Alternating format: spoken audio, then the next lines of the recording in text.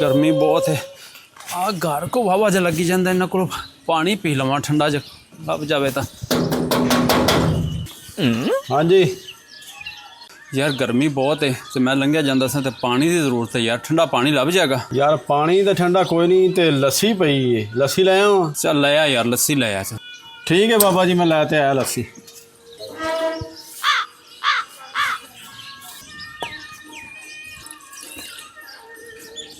लो जी।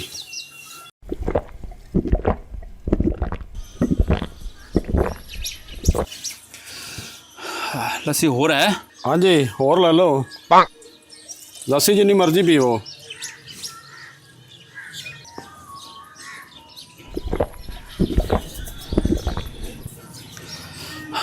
होर लभ जाएगी लस्सी?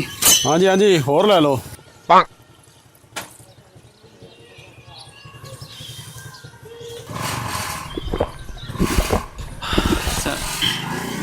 लस्सी लगता वाहवा सारी बना ली थी यार करे।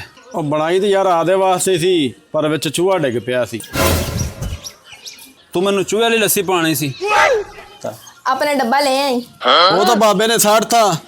ਹੁਣ अपना कुत्ता दूध कादे च पिएगा?